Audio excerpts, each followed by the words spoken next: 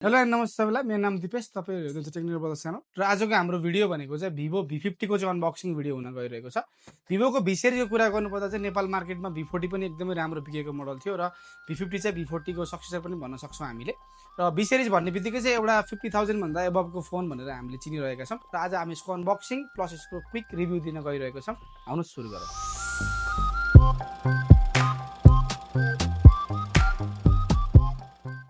यो रहेको छ V50 को चाहिँ बक्स, जुन तपाईँले देख्नुहुन्छ ब्ल्याक कलरको बक्स, जुन चाहिँ V40 देखि V30 देखि नै आइरहेको डिजाइनको बक्स रहेको छ। डिजाइनमा केही पनि चेन्ज छैन बक्सको, होइन।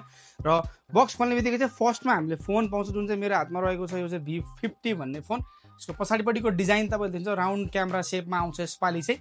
र डिजाइन वाइज एकदमै एट्र्याक्टिभ छ। पछाडिको एकदमै ग्लसी बडी छ, त्यो कारणले गर्दाखेरि चाहिँ अलिकति प्रिन्टहरू हातको बस्छ र फोर पनि देखिन्छ। र यसलाई चाहिँ अहिले हामी साइडमा राख्छौँ। पहिले सुरु फोनको एक्सेसरीतर्फ लाग्छौँ। बक्स खोल्ने बित्तिकै त्योभन्दा मुनिपट्टि पाउँछ हामीले ट्रान्सप्यारेन्ट कभर, जुन चाहिँ नर्मल टाइपको ट्रान्सप्यारेन्ट कभर दिएको छ। त्यसलाई पनि साइडमा राखौँ। त्यसपछिबाट पाउँछौँ हामीले युजर गाइड, त्यसलाई साइडमा राखौँ। त्योभन्दा मुनिपट्टि हामीले पाउँछौँ 90 वाटको चाहिँ एडाप्टर पाउँछौँ, जुन चाहिँ USB एडाप्टर रहेको छ र टाइप C केबल रहेको छ। त्योभन्दा मुनिपट्टि चाहिँ हामीले सिम इलेक्टर पिन पाउँछौँ। यति नै रहेको छ बक्समा चाहिँ। योभन्दा बाहेक हामीले केही पनि पाउँदैनौँ। र सबै कुरालाई अब हामी साइडमा राखेर फोनतर्फ लाग्छौँ। फोन चाहिँ हातमा लिने बित्तिकै एउटा फिल हुने भनेको चाहिँ यो ब्याक साइडबाट पनि कर्भ छ, यो फ्रन्ट साइडबाट पनि कर्भ छ। त्यो कारणले गर्दाखेरि चाहिँ अलिकति ह्यान्डी चाहिँ फिल हुन्छ हातमा लिने बित्तिकै। किन फ्रन्टबाट पनि हामीले 3D कर्भ डिस्प्ले पाउँछौँ। त्यो कारणले गर्दाखेरि चाहिँ फोनको इन ह्यान्ड फिल चाहिँ एकदमै राम्रो दिन्छ। र लाइट वेट छ, वेट पनि धेरै हेभी छैन, हातमा लिँदाखेरि एकदम राम्रो छ। ब्याकमा हामीले बिल्ड क्वालिटी हेर्ने हो भने चाहिँ तपाईँको ग्लास बिल्ड पाउँछौँ। फ्रेम हामीले यसमा प्लास्टिक पाइहाल्छौँ। फ्रन्टमा चाहिँ हाम्रो ग्लास बिल्ड छ। फ्रन्टको प्रोटेक्सनको बारेमा कुरा गर्नुपर्दा चाहिँ यसमा चाहिँ हामीले डायमन्ड सिल्ड ग्लास भनेर प्रोटेक्सन पाउँछौँ, जुन चाहिँ अलिकति राम्रै क्वालिटीको प्रोटेक्सन रहेको छ फ्रन्टबाट पनि।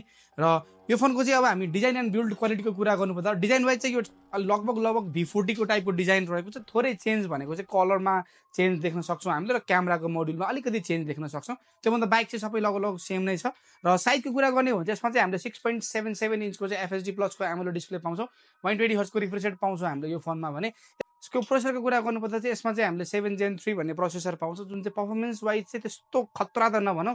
यो प्राइस सेगमेन्टको लागि योभन्दा बेटर अप्सन पनि अरू ब्रान्डले दिइरहेको छ, तर ठिकठाक नै टाइपको प्रोसेसर रहेको छ। स्पेसल्ली भिभो भी सिरिजहरू चाहिँ प्रोसेसरको लागि भन्दा नि गेमिङको लागि भन्दा पनि क्यामेराको लागि चाहिँ अलिकति बढी फोकस भइरहेको हुन्छ। त्यो कारणले गर्दाखेरि चाहिँ यसमा हामीले क्यामेरा चाहिँ खतरा पाउँछौँ। र क्यामेराको कुरा गर्ने हो भने चाहिँ यसमा हामीले ब्याकमा डबल सेटअप क्यामेरा पाउँछौँ, जुन चाहिँ जाइजको लेन्स रहेको छ। त्यो कारणले गर्दाखेरि क्यामेरा क्वालिटी एकदमै डिटेलहरू एकदमै राम्रो छ। ब्याक क्यामेराको स्पेक्सको कुरा गर्नुपर्दा चाहिँ ब्याकमा हामीले 50 मेगापिक्सलको मेन सेन्सर र 50 मेगापिक्सलको अल्ट्रा वाइड पाउँछौँ।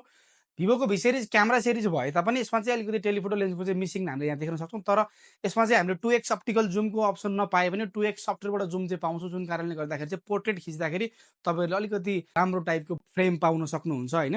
र फ्रन्टमा चाहिँ हामीले 50 मेगापिक्सलको फ्रन्ट क्यामेरा पाउँछौँ, र फ्रन्ट क्यामेरा चाहिँ एकदमै राम्रो छ। ब्याक क्यामेरामा हामीले OIS EIS बोथको सपोर्ट पाउँछौँ। फ्रन्ट क्यामेरामा पनि हामीले EIS को सपोर्ट पाउँछौँ। त्यो कारणले गर्दाखेरि चाहिँ भिडियो क्वालिटी पनि यो फोनको एकदमै राम्रो देखिन्छ। सफ्टवेयरको कुरा गर्नुपर्दा चाहिँ यो फोनमा चाहिँ हामीले Android 15 out of the box पाउँछौँ। र यसमा चाहिँ हामीले 3 इयर्सको चाहिँ मेजर अपग्रेड पाउँछौँ भने 4 इयर्सको चाहिँ सेक्युरिटी प्याच अपग्रेड पनि पाउँछौँ, जुन कुराले गर्दाखेरि सफ्टवेयर क्वालिटी वाइज पनि यो एकदमै राम्रो छ। युआईहरू त अब भिभोहरूको राम्रै छ, त्यस्तो धेरै एक्स्ट्रा एप्लिकेसन्स र बग्सहरू चाहिँ छैन फोनमा, होइन। यो फोनको ब्याट्रीको कुरा गर्दा त्यसमा चाहिँ हामीले 6000 mAh को ब्याट्री पाउँछ। र यो 6000 mAh को ब्याट्री युज गरेको फोन भए तापनि एकदमै मोटो चाहिँ फिल हुँदैन, एकदम स्लिम छ फोन। कारण भनेको चाहिँ यसमा चाहिँ हामीले सिलिकन ब्याट्री पाउँछौँ, जुन कारणले गर्दाखेरि चाहिँ तपाईँको एमएच बडी भए पनि यसको त थिकनेस चाहिँ एकदमै स्लिम छ। त्यसले गर्दाखेरि चाहिँ फोन मोटो फिल हुँदैन र हेभी पनि फिल हुँदैन हातमा लिँदाखेरि चाहिँ। यसमा हामीले चार्जिङ पनि एकदमै राम्रो पाउँछौँ, जुन चाहिँ 90 वाटको चाहिँ टाइप सी चार्जर पाउँछ। त्यो कारणले गर्दाखेरि तपाईँले विदिन 15 मिनटमा तपाईँको फुल चार्ज गर्न सक्नुहुन्छ। रिभर्स चार्जिङको अप्सन पनि पाउँछौँ। त्यो कारणले गर्दाखेरि तपाईँहरूले यो फोनबाट अर्को कुनै फोन पनि चार्ज पनि गर्न सक्नुहुन्छ, जुन चाहिँ तपाईँहरूले केबल युज गरेर चार्ज गर्न सक्नुहुन्छ। यो फोनको प्राइस एन्ड भेरिएन्टको कुरा गर्नुपर्दा नेपाल मार्केटमा चाहिँ यो एउटै भेरिएन्टमा आउँछ, जुन चाहिँ 12GB ऱ्याम 256GB भेरिएन्टमा आउँछ। र यसको प्राइस हेर्ने हो भने चाहिँ हामीले 68,000 को प्राइस पाउँछौँ, जुन चाहिँ अब प्राइस अनुसारले हेर्ने हो भने चाहिँ ऱ्याम रोम अलिकति कम देखिन्छ। किनभने यो प्राइस सेगमेन्टमा 65 को रेन्जमा त अनर 200, जुन चाहिँ 12GB RAM 512GB storage, Realme GT60 जुन चाहिँ त्यो पनि 512GB स्टोरेज आइरहेको छ। र पर्फर्मेन्स चाहिँ त्यस्तो खतरा चाहिँ छैन, ठिकठाक नै पर्फर्मेन्स भएको कारणले गर्दाखेरि चाहिँ स्पेसिफिकेसन जुन चाहिँ मेन को ऱ्याम रोम हेर्ने हो भने चाहिँ त्यस्तो खतरा चाहिँ होइन। त्योभन्दा बाइक चाहिँ अब यसको मेन राम्रो भनेको क्यामेरा क्वालिटी हो, र तपाईँको डिजाइन वाइज पनि भिभोको भी सिरिज अहिले पनि राम्रो हुन्छ। यो फोनको चाहिँ हामीले ड्युल स्टोरेज स्पिकर पाउँछौँ, र प्रक्सिमिटी जाइरो एक्सिलोमिटर कम्पास सबै सेन्सर्सहरू हामीले यसमा सपोर्ट गरेको पाउँछौँ। र यसमा चाहिँ हामीले IP69 water and dust resistance. यो फोनमा चाहिँ हामीले अप्टिकल फिङ्गरप्रिन्ट सेन्सर पनि पाउँछौँ, जुन चाहिँ इन डिस्प्ले फिङ्गरप्रिन्ट सेन्सर रहेको छ। त्यो कारणले गर्दाखेरि एकदमै क्विक छ फोनको फिङ्गरप्रिन्ट सेन्सर चाहिँ। यो फोनको कलरको कुरा गर्दा यसमा चाहिँ हामीले दुईवटा कलर अप्सन पाउँछौँ। यो चाहिँ रहेको छ एउटा ब्लू कलर, अर्को रहेको छ ब्ल्याक कलरको अप्सन।